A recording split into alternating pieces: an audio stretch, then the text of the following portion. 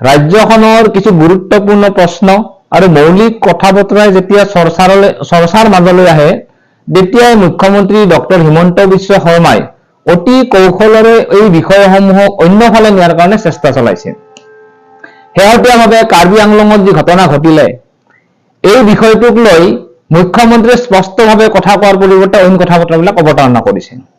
লগে লগে 108 কৰ্মচাৰীৰ যি দীৰ্ঘদিনীয়া আন্দোলন চলিছে, 100 দিনৰো অধিক তেজপুৰ বিশ্ববিদ্যালয়ৰ ছাত্ৰ ছাত্ৰী আন্দোলন কৰিছে, সেই সময়তে মুখ্যমন্ত্ৰী ডক্টৰ হিমন্ত বিশ্ব শৰ্মাই অতি কৌশলেৰে শংকৰ মাধৱ ভৱনে নে শংকৰ আজানৰ চৰ্চা হ'ব এই বিষয়ে তেওঁ চৰ্চাত আনিব বিচাৰিছে, বিতৰ্ক সৃষ্টি কৰিব বিচাৰিছে।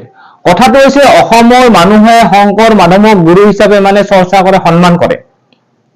লগে লগে আজান পীৰকে একেধৰণে সন্মানৰ দৃষ্টিৰে চায়। এনেকুৱা এটা অৱস্থাত শংকৰ আজানৰ দেশত অন্য ধৰণৰ কথা বতৰা অৱতাৰণা কৰাৰ কোনো প্ৰশ্ন থাকিব নোৱাৰে। কিন্তু মুখ্যমন্ত্ৰী ডক্টৰ হিমন্ত বিশ্ব শৰ্মাই এই বিষয়টোক লৈ তেওঁ বিতৰ্ক কৰিব বিচাৰিছে আৰু গোটেই যি মৌলিক প্ৰশ্নবিলাক উত্থাপিত হৈছে এই বিষয়বিলাক অন্যফালে ঢাল খাব বিচাৰিছে। এইখিনি সময়তে কাৰ্বি আংলঙত জয় শ্ৰীৰাম ধ্বনি কৈ কাৰ্বি চাইনিজ গ বেক শ্লোগান দিছে। অথচ এই বিষয়বিলাকক লৈ মুখ্যমন্ত্ৰীয়ে উত্তৰ দিয়াৰ পৰিৱৰ্তে বা এইসকলক চিনাক্ত কৰি কাৰ প্ৰৰচনাত এই ধৰণৰ শ্লোগান দিলে তাৰ বিৰুদ্ধে ব্যৱস্থা গ্ৰহণ কৰাৰ সলনি মুখ্যমন্ত্ৰীয়ে আজি শংকৰ আজানক লৈ চৰ্চা কৰাটো বিচাৰিছে।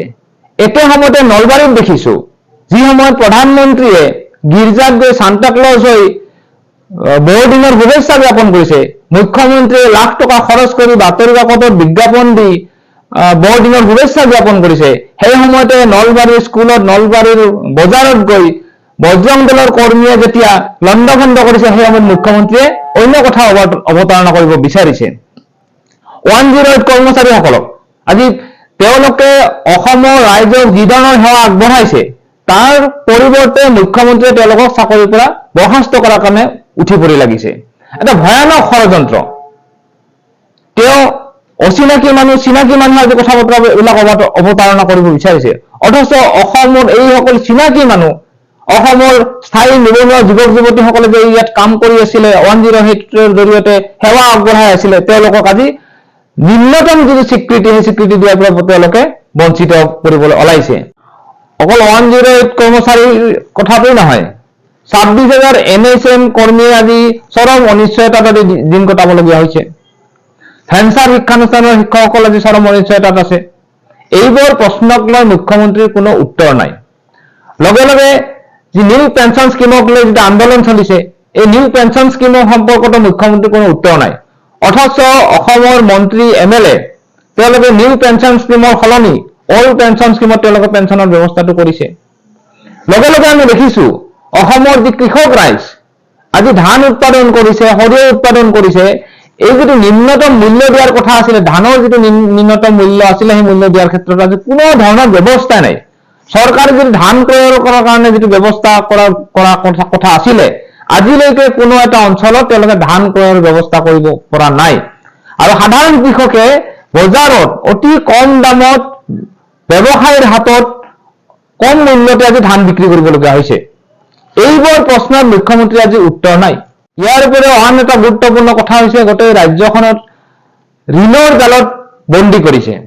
প্ৰতি মাহে প্ৰায় 2,000 কোটি টকাৰ ঋণ লৈছে। এতিয়া ঋণৰ পৰিমাণ 1,95,000 কোটি টকালৈ গতি কৰিছে।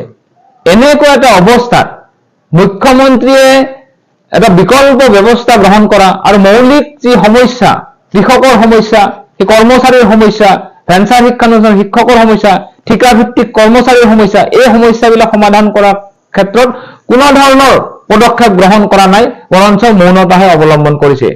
এনেকুৱা পৰিস্থিতিত মুখ্যমন্ত্ৰীৰ এই কথা বতৰা, এই চতুৰালিক আমি ধিক্কাৰ জনাইছো আৰু মৌলিক যি প্ৰশ্নসমূহ আছে এই প্ৰশ্নসমূহৰ উত্তৰ দিবলৈ আৰু অসমৰ মানুহে সন্মুখীন হোৱা এই সমস্যাসমূহ সমাধান কৰিবলৈ আমি দাবী উত্থাপন কৰিছো।